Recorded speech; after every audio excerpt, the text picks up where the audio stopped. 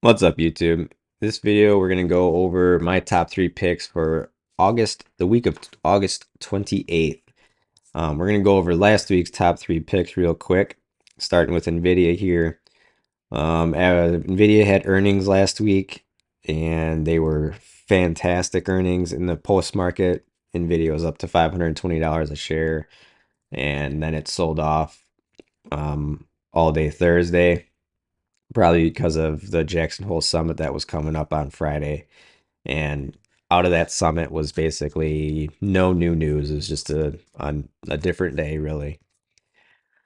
So on the report that Nvidia gave was they're doing a $25 billion buyback of their shares, whatever.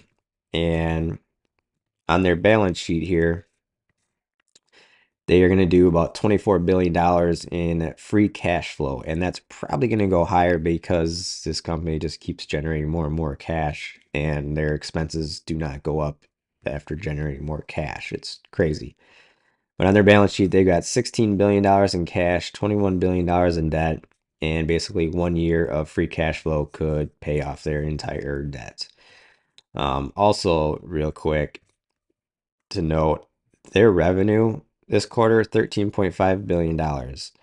Last year, this same time, $6.7 billion. Look at their cost of revenue. It went up, what, $260, or sorry, $260 million, and they doubled their revenue. That's incredible. And their SG&A and their research, R&D and all that stuff, same thing, up like $250 million dollars. Like their total cost of doing business to double their revenue only cost them an extra $500 million to do it. Crazy. Let's pop over the stock chart on Nvidia real quick. So Nvidia opened up at about looks like 502.66, or well, maybe not, didn't open there, but that's where it opened pretty close to there, and then it just, like I said, on Thursday, just everything just sold off. Everything was just in fear of what Friday was going to bring with the Jackson Hole Summit. But technically speaking, though, Nvidia was at the top of this channel, and it it needed its breath. It needed to take a pullback. I mean, if Nvidia pulls back to $400, I think that's a potential buying opportunity, and I believe Nvidia's got room all the way up to 550, $600 a share in the next, probably 6 months, maybe. I mean, we'll see what happens. Next up on the list is Charter Communications. Charter over the last week down 1.3%. No news out of Charter. We can come over to the earnings report here, and nothing really too fantastic on Charter's earnings report. They do $2.2 billion of annual free cash flow. They've got a lot of debt and only $478 million of cash just sitting on the balance sheet. Really weird that the company this size has so little cash on the balance sheet, but they also have all kinds of other assets too that kind of make up for that a little bit. But the other thing that Charter is doing right now is purchasing its shares little by little here. It looks like over the course of the last year, they've bought back, oh, let's see, 954,000 shares. And then we come over back to the stock chart on Charter, and we'll type in Charter, and Charter is doing exactly what I figured it would. So it's hit this trend line, this upward trend line 2 times. Each time it hits it, it fails. I figured this third time it's gonna fail again. It's probably gonna pull back to maybe this 400 and what do you call it, 408, 410 range here. Retest this support area and then potentially continue higher. So otherwise, Charter's setting up good. I still like it from last week. I'm still holding on to my positions. I've added in a little bit, but I'm gonna wait until she gets down to like 408, 400 range there, and then I'll probably load the boat and see where she goes. Next up on the list, TMF from last week, up 7.5%. And TMF, by the way, is a 20-year treasury. It follows the 20-year. And right now, the 20-year is sitting at, near all-time highs. It peaked last week at all-time highs at 4.6% interest and pulled back actually a good clip there. So I'm looking now after Jackson Hole Summit that this might actually start rolling over a little bit, and hopefully we can start seeing some downward movement, at least down to like 4.2, maybe 4. If we can get it down to like, 384, I might take a little bit off the table, and then if it decides to come back up, I'll probably re-add to my position and then ride it back down and, see where it goes from there. So going on to this week's picks is TMF again. I am gonna continue to add into this a little bit here and there. And like I said, if this thing wants to creep its way back up to like, maybe $10 a share is its first like probably resistance point, I'll probably take a little bit off the table. And then once it pulls back, I'll probably look to uh, add back in. You can see it better over here on the stock chart. I'm thinking this is gonna, hold here, run back up to about 10-ish dollars a share over the course of maybe next 2 weeks, sell a little bit here, and then it is probably, I'm thinking it's going to pull back, retest again, and then finally going to break out. That is what I think. This is how I'm going to play it, and what it does is what it's going to do. A stop loss for me, I'm probably going to, it'll probably be like $5, maybe 450 range, somewhere in that range. Right now, I'm not too heavily invested on this one, but I'll if it does this, retests, comes back, holds, then I'm going to load the boat on that one too. Next on the list, we have Super Microcomputer. Now, this one over the course of the last year is up 241%, year to date, 202%. So, this one, we're going to kind of hop over the valuation ahead of time here. And with semiconductor here, or super microcomputer, the average price of all their valuations comes out to $275 a share. Our purchase price is $192. So currently it's trading in the range of buying with a 30% margin of safety. I'm looking over here at the stock chart. I mean, this thing's really extended, obviously, but it's got that AI hype behind it. So there's two things that I think this is gonna do. So based on the fundamentals, this stock is valued correctly right now. It's not overvalued, really. I mean, it's right there. I think that I'm gonna play this where I'll probably be looking to buy somewhere in this range. It's holding this upward channel, which isn't much of one, but it's really the only thing to draw at the moment. And there's a little bit of support right here at the 215 range. My stop loss will probably be in that range because if it breaks below that, we're probably heading lower. But I'd be looking to add into this because if Nvidia goes up, this is probably going up because this has a lot of products correlated to Nvidia. So I think whatever Nvidia does next week, this is probably going to follow. So I think this is a little bit of like an Nvidia play, but one that's actually fundamentally fairly valued. So I think this one's got some upside potential to it for next week. And this one's more for me a day trade type swing trade play. Next up on the list is actually last but not least, but my favorite one is Enphase. Enphase over the last year is down 58.5% year to date, down 51% this year.